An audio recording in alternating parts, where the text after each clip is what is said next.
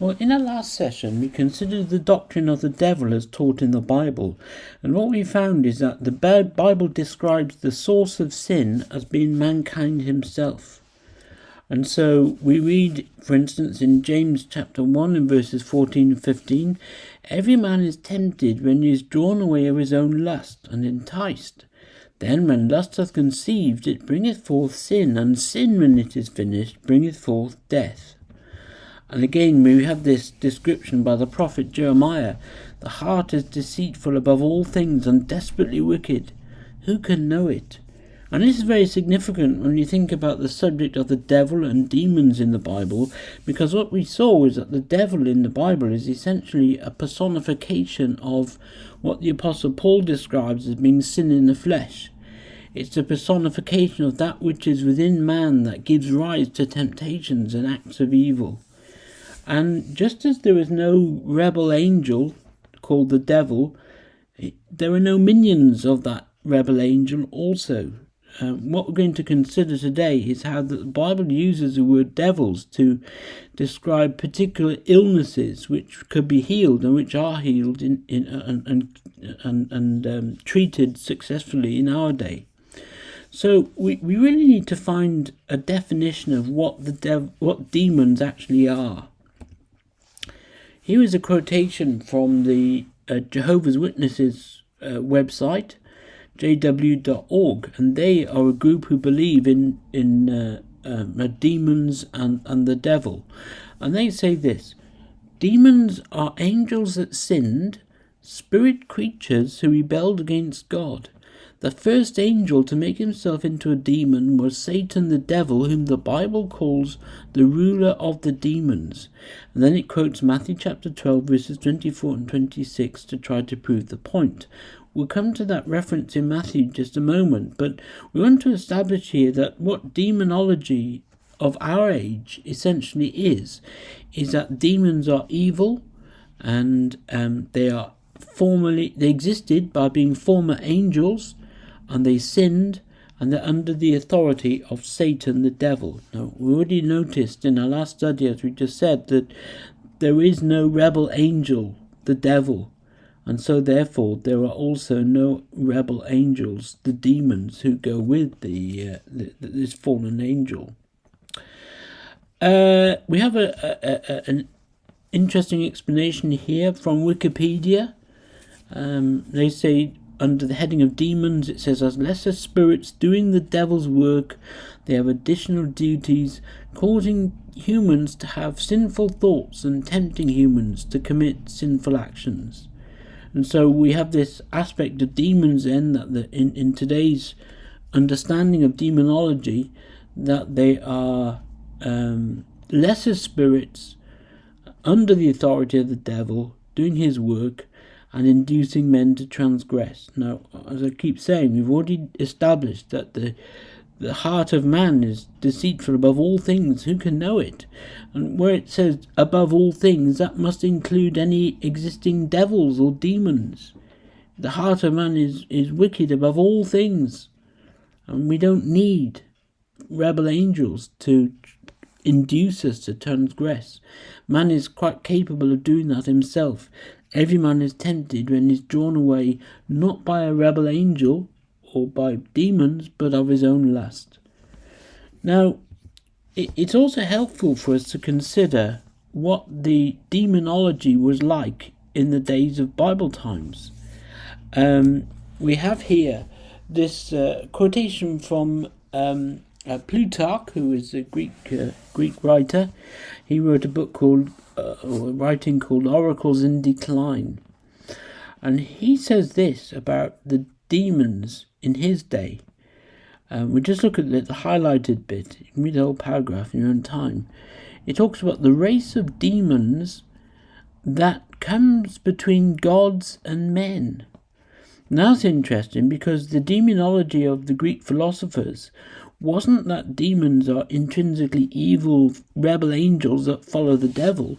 They were rather a race of persons or a race of entities that have this kind of a mediatorial role between gods and men.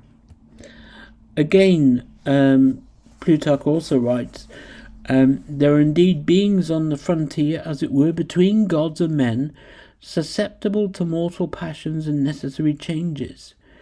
And then he says, the nature of demons is to have the passions of mortality and the power of divinity. And so again, they're seen as being these intermediary beings between God and men. Philo wrote a book writing on the giants. It's not exactly certain when he wrote the book. It was between 20 and 50 AD is a general consensus. But he says this, as men in general speak of good and evil demons, and in like manner of good and evil souls, so do they speak of angels. And so we find that according to the philosophy of the day, men in general speak of good and evil demons. So according to the demonology of the time, demons were not always evil. They could also be good, and they're intermediaries between God and men. Josephus also describes his idea of demons, where they came from, which is again very different to modern day demonology. Josephus is well known for his book Wars of the Jews and several other writings that he penned. He was around about the time of the New Testament period. And he says this, what man of virtue is there who does not know that these souls which are severed from their fleshly bodies in battles by the sword or received by the ether are enjoined to that company which are placed among the stars? And then he says that they become good demons and perpetuous heroes, and show themselves as such to their posterity afterwards. So again, according to Josephus, there can be good demons, and they originated not by being rebel angels in heaven which sinned and came down to earth. No, according to Josephus, they originated by being heroes in warfare, mighty warriors. And when they were killed in battle, their soul, or their whatever you want to call it that remained after they died, became good demons and perpetuous heroes. And so when you just look at the overall scheme of what demonology was in the first century, we see that it's very different to the demonology of today, in that they're not always evil, they are positioned between God and men, and they're not led by an immortal rebel angel. This is a quotation here from the online etymology dictionary, which is regarded as being somewhat of an authority on the origins of different words and so on. We have here the extract for demons, and looking at some of the definitions it gives here, we can see what we've already looked at. It's from the Greek daemon, which means deity, divine power, lesser god, sometimes including souls of the dead, which is what we just saw in Josephus. And then the highlighted bit says that it comes from the word daemon, which means divider or provider of fortunes or destinies, from the root da, to divide. So what this is telling us is that demons are providers of fortunes or destinies. Again, they're not always evil. They're that which provides you with your ultimate destiny. Well, we need to look at what the Bible describes when it uses the word demons. One difficulty that we have is that the Bible nowhere presents us with a kind of a system of demonology.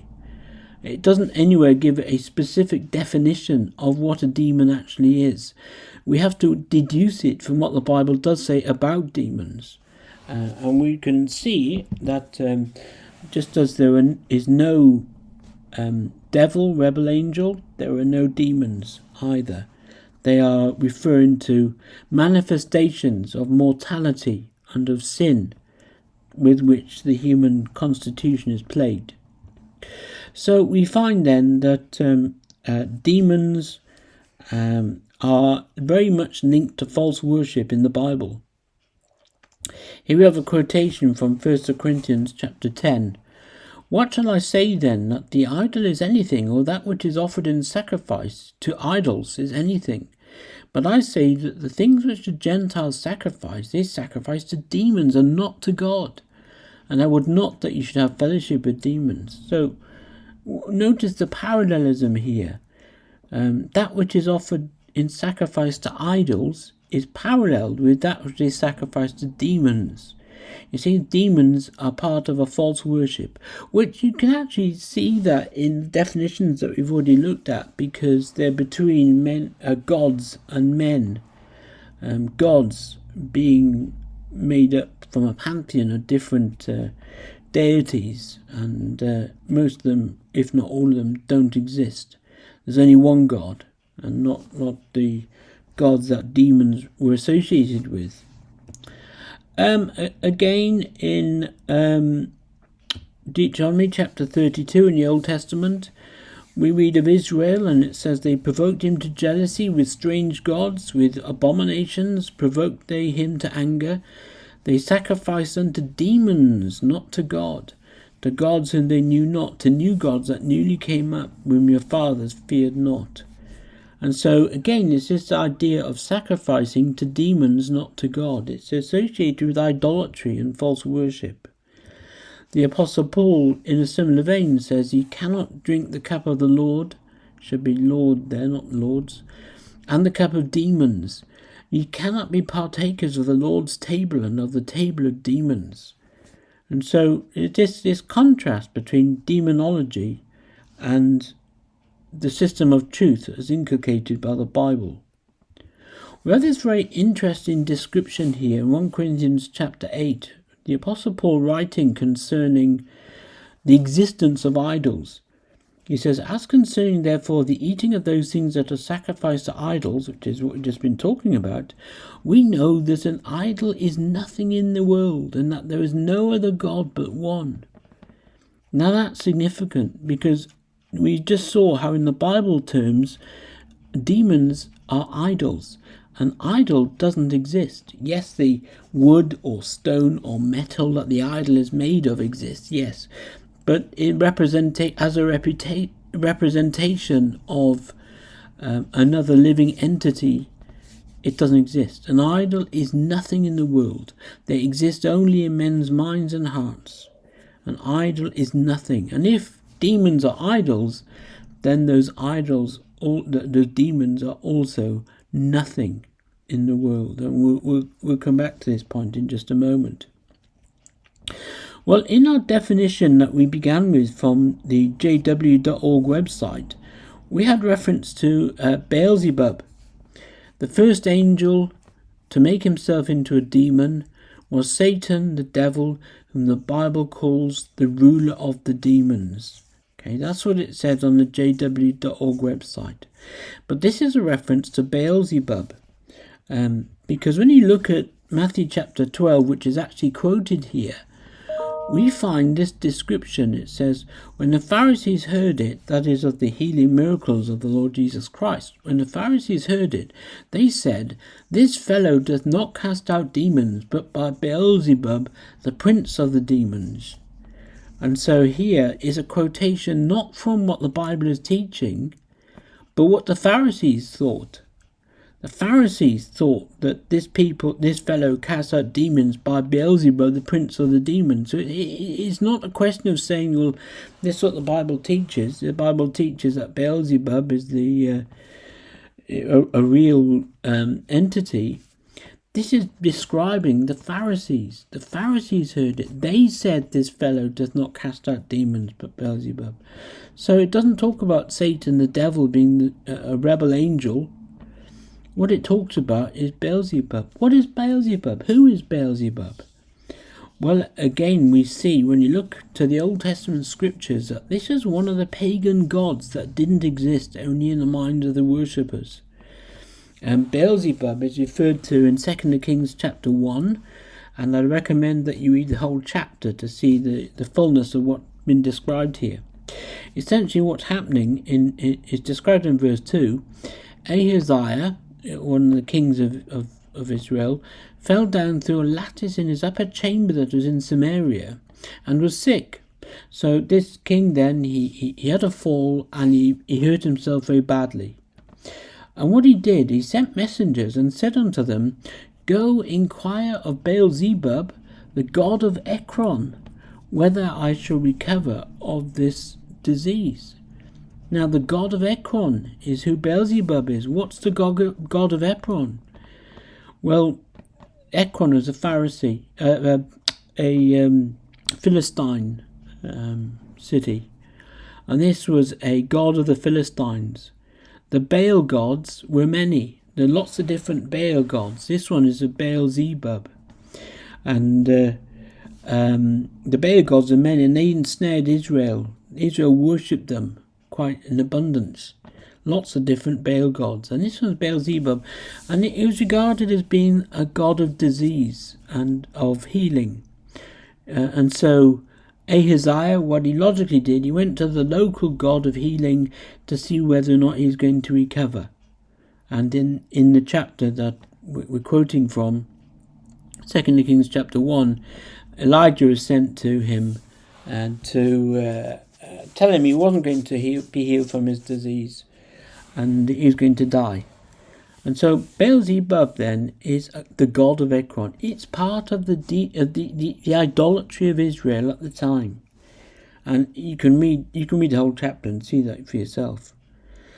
So we have a conclusion then. Demons originated in pagan worship belief systems and be good or bad. And so the demonology is different to today's demonology because the demons could be good or bad. Demons are also part of Israel's idolatrous worship. Okay, that's what we find, that they worship the demons. They are sacrificed to demons. And the other point is, if we affirm the existence of demons, we also must accept the existence of the Baal gods, because the prince of demons was this Beelzebub, and he was a pagan god, a Philistine god. So if you're going to say that demons exist, then you have to accept that the pagan gods existed as well. But we've just seen that they're nothing, and that's the word the Apostle Paul uses to describe them, that they are nothing. They're nothing in the world at all. So what about this association between demons and healing then? We see that the word is used in the Bible to describe diseases that were healed by the Lord Jesus Christ. So in Matthew chapter 4, we read that they took unto him, or brought unto him, all sick people that were taken with diverse diseases and torments, and those which were possessed of devils. Now, just as an aside, the word demon doesn't occur in the King James translation of the Bible, which is the one that we favour. But it does use the word devils instead. The Greek word is demonizomai, and that's the word from which we get the word demon. And so for the purposes of our considerations today, we're going to read demons where it says devils, because that's what the Greek has it as. So there are those who are possessed of demons, and those that were lunatics, and those that had a palsy, and he healed them. So demons then were given in as part of a list of diseases and torments. Okay, there were diseases, and he healed them. If he healed them, that implies there's a disease that he's healing. And so we find the example of Mary Magdalene in Luke chapter 8. Certain women which had been healed of certain woman who had been healed of evil spirits and infirmities, Mary called Magdalene, out of whom went 7 demons. And so she had this infirmity that's described as being evil spirits, and out of whom went 7 demons. And that exorcism, if you want to use that word, actually takes place by her being healed. And this definition of being healed implies also what she's healed from. And then we read again in an occasion which I'd like to look at in a little bit more detail in just a moment, It says, Luke chapter 8, they went out to see what was done after some of the healing miracles of the Lord Jesus Christ, and came to Jesus and found a man out of whom the demons or the devils had departed, sitting at the feet of Jesus, clothed and in his right mind. They also which saw it told them by what means he was that were possessed of the demons was healed. So, by definition, once he was healed, he was in his right mind. But before he was healed, by definition, he was not in his right mind. And so we can see the association between demons and mental illnesses. Mental illnesses were attributed to demons in the days of the Lord Jesus Christ. That's how they were described, and the Bible continues to use that description. We think of the word lunatic. We just read it a few moments ago.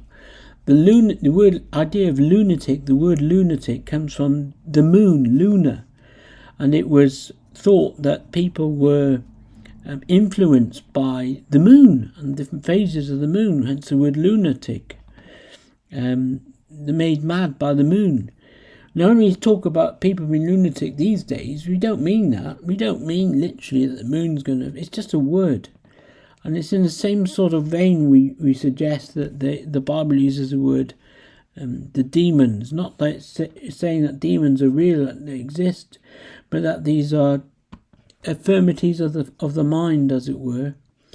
And that's the word that was used to describe them. There's another reason for that, which I'd come to consider in a moment.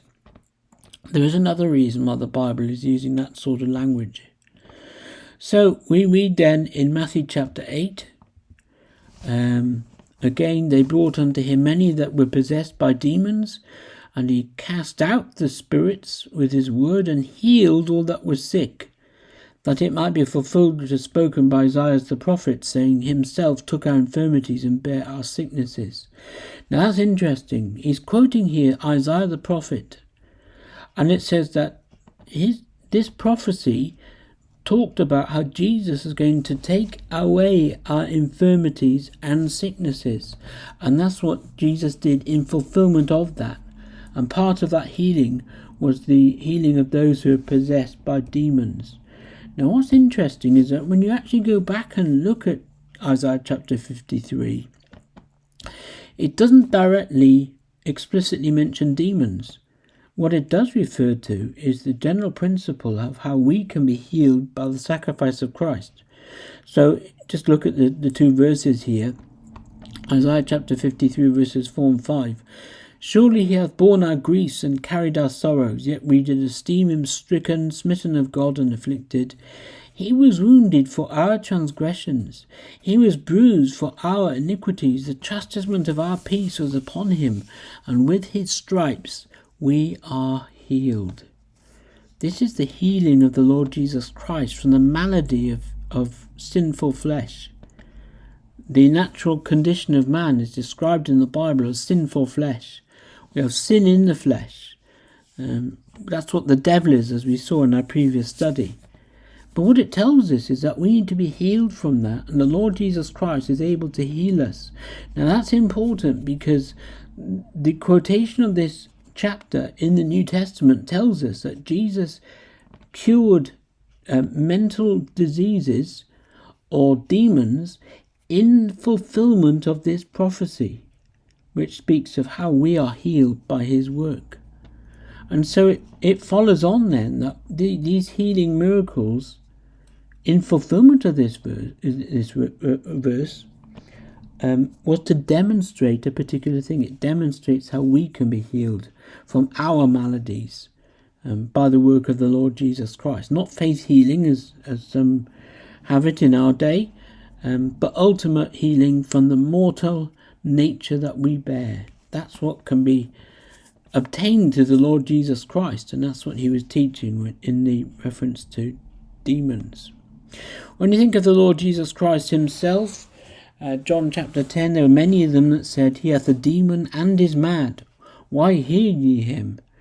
And so they thought, they sort of equate the two. You've got a demon, you're mad. Okay, it's using the language of the day. Others said, these are not the words of him that hath a demon. Can the demon open the eyes of the blind? The implication being no. Demons are actually impotent. They couldn't heal. They couldn't open the eyes of the blind. Despite the king of Israel sending to Baal-zebub. And so they accused the Lord Jesus Christ of being mad and having a demon because of certain things that he did. So we think of another summary, as it were. Demons were mental illnesses, and when you look at the details, they include schizophrenia and multiple personality disorder. The two are very often confused. Multiple personality disorder is when people have different personalities within them, as it were, and they switch from one personality to another. And it's often confused with schizophrenia, which is actually a totally different illness, whereby the person affected can hallucinate and hear voices and see things that aren't there. And they can have a whole multitude of different voices speaking in the head at once as part of the illness. And that's what we believe Mary had when 7 demons cast out from her. She had these voices in the head. She couldn't control them, and they were cast out of her. And then the second point is that today, mental aberrations, as you might call them, or mental illnesses, they are successfully treated with medicines. Why? Are demons scared of tablets? The same diseases that we have described in the New Testament can be treated quite successfully, if not cured, with medicines. How does that work if the illness is caused by a demon? Are demons scared of tablets? Just something to consider. That the way in which we treat those who are possessed with demons today is with medication, and it works. Now, I'd like to go back to consider a particular example here, a case history, as we like, of the Gadarene demoniac, which just means the man who was possessed with demons who lived in the area of the Gadarenes. And he had this infirmity of the flesh. He had this mental illness. And he says in Mark chapter 5, speaking of this man, he had his dwelling among the tombs, which no man can bind him, no, not with chains, and always night and day he was in the mountains, in the tombs, crying and cutting himself with stones. And he asked him, saying, What is thy name? And he answered, saying, My name is Legion, for we are many. So here is this man then who had this insanity. He was afflicted, we believe, by schizophrenia, because as far as he was concerned, he had all these voices in his head, and he said, My name is Legion, for we are many. There's many of us here in my head. And we find that actually this case history was designed to teach Israel particular things. And that's important. That's important because when you look at the miracles of the Lord Jesus Christ, they weren't just humanitarian kindness that was extended to men. What it was designed to teach particular things.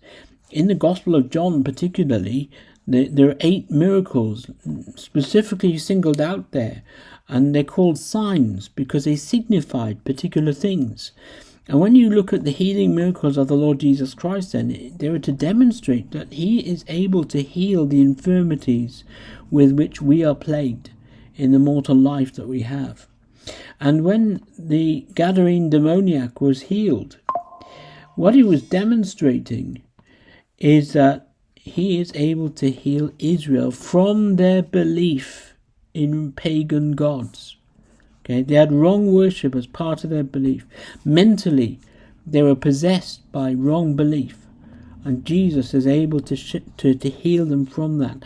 And so when you have the description of this man that is healed, we see how that it's drawn from the Old Testament concerning Israel. Just look at this very briefly. Isaiah chapter 65 says, of Israel, there are people that provoke me to anger continually to my face, that sacrificeth in gardens, burneth incense upon altars of brick, which remain among the graves, which is where the afflicted man was. Legion, he's given the name Legion in the Bible, and lodge in the mountains, which eat swine's flesh, which is quite possibly what he did, because there's a herd of swine nearby that was used in the healing miracle. Again, verse 7 of Isaiah 65, which have burned incense upon the mountains and blasphemed me upon the hills. So they were upon the mountains like this man was. It says, Ezekiel 23, they shall also strip thee out of thy clothes, which is what he did. He was naked. Verse 11 of 2 Chronicles 33, the king of Assyria, which took Manasseh among the thorns, and bound him with fetters, and carried him to Babylon. And then in 2 Kings 24, Zedekiah, of him it is written that he was bound with fetters of brass. He was bound with fetters of brass. So all of these descriptions of Israel are used to describe this man whom the Lord is healing. And so that's the second reason, I believe, why the Bible uses the word demons. It wasn't purely because it is used in the language of the day.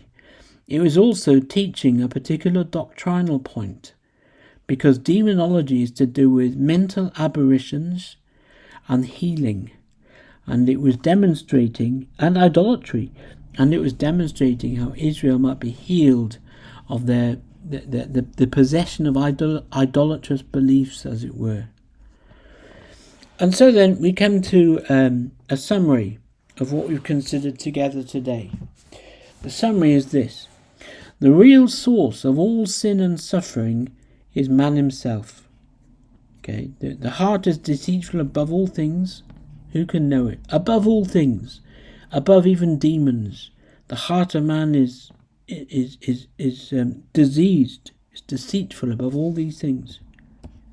Pagan demons were intermediary beings, either good or evil, provided of fortunes, which is different to modern day demons, which are always evil, and they're the servants of a rebel angel. Bible demons include mental illnesses which can be healed. I say can be healed. Sometimes they're managed rather than healed, but certainly they're treated very successfully with medication. So Bible demons include mental illnesses. And then we read of how Jesus uses this false belief as a tool to describe how Israel, possessed by a belief in many gods, false ideas, might eventually be healed and redeemed by his work. And so, do demons exist? They only exist in the minds of those who believe in them, or those who are possessed by those illnesses. There is no such things as rebel angel demons. It's purely a fabrication. But the Bible uses the term to describe the healing miracles of the Lord Jesus Christ, and ultimately dealing with how we also can be healed from the malady of mortal weakness by the work of the Lord Jesus Christ.